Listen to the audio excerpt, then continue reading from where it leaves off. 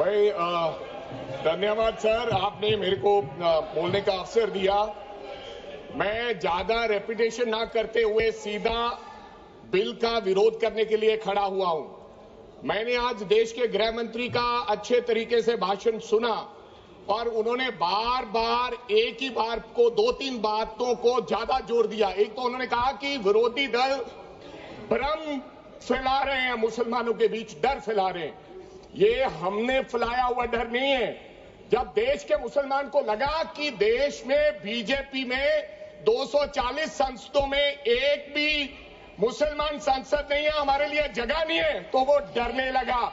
जब आपने कब्रिस्तान की बात की, आपने शमशान घाट की बात की, तो वो डरने लगा।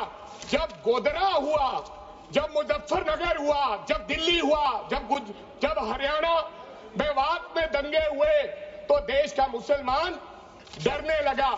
और फिर क्या कहा गृह मंत्री साहब ने? आज गृह मंत्री साहब ने कहा कि 2013 का बिल अगर नहीं आता, यूपीए नहीं लेकर आती, तो आज इस बिल की जरूरत नहीं थी। क्यों बिल लाए? क्योंकि आपको पता चल गया कि देश का मुसलमान हमारा साथ नहीं दे रहा।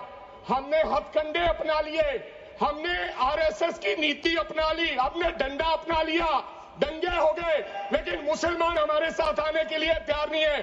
फिर आपको पता चला, आपने एक और आंकड़ा दिया। आपने कहा 1913 से 2013 तक केवल 18 लाख मुसलमानों का जमीन था और 2013 से अब तक 21 लाख और हो गया, यानी कि 39 लाख टोटल जमीन हो गया।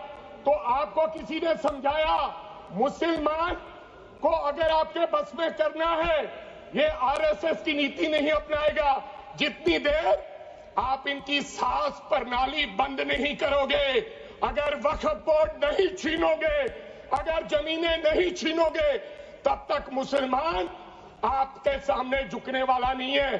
जैसा आपने पंजाब में करने की कोशिश की, किसान झुका नहीं, पंजाब के लोग नहीं झुके, सिख नहीं झुके, तो आपने एमएसपी का झगड़ा आज तक डाला हुआ है कि किसान की सास प्रणाली बंद कर दो तो पंजाब अपने आप झुक जाएगा। आर्थिक जब झुक जाएगा तो हमारी ईन मान लेगा और हमारे साथ आ जाएगा। आदरणीय सर, आपने बार बार कहा, आज गृह मंत्री साहब ने कहा गवर्नमेंट प्रॉपर्टी पर किसी का अधिकार नहीं है, पंचायत की जमीन कोई दान नहीं दे सकता है। मैं आपको इसके पीछे लोचा क्या है, इसके पीछे छुपा हुआ राज क्या है?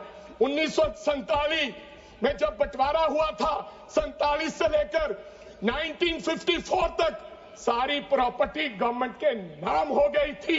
उसके बाद 1954 में एक्ट बना, तो वो एक्ट में सर्वे हुआ 1961 टू 1970। सर्वे किसने किया?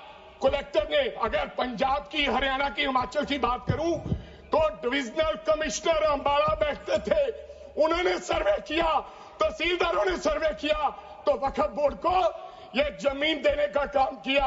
अब क्या हो गया? जैसे राहुल गांधी कर्नाटक में भाषण देते हैं, गुजरात में मुकदमा दर्ज होता है, सजा हो गई।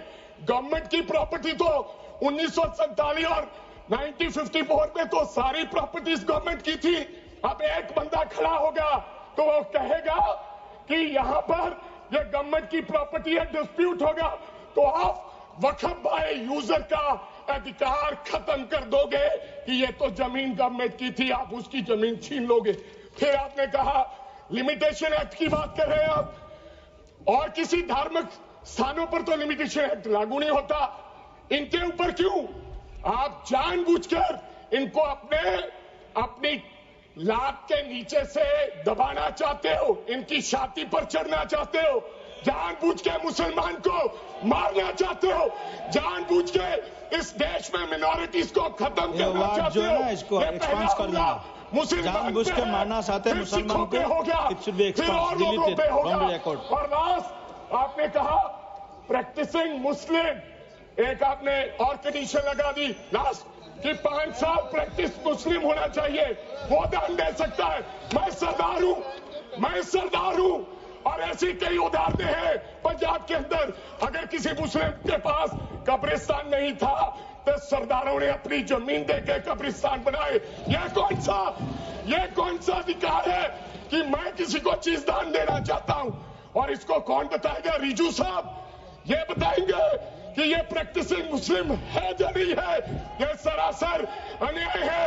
कल को श्रोमणी गुरुद्वारा प्रबंधक कमेटी 1925 का सिखों का जो एक्ट है, आप उसमें भी संशोधन करेंगे। आपको लगता है पहले मुस्लिम मारेंगे, फिर सिख मारेंगे, फिर क्रिश्चियन मारेंगे? ये आपकी सोच है और मैं बिल का विरोध करता What should be deleted from the record? This all words should be deleted from the record. Honorable Member Smita Uday Wagji. Smita Uday Wagji.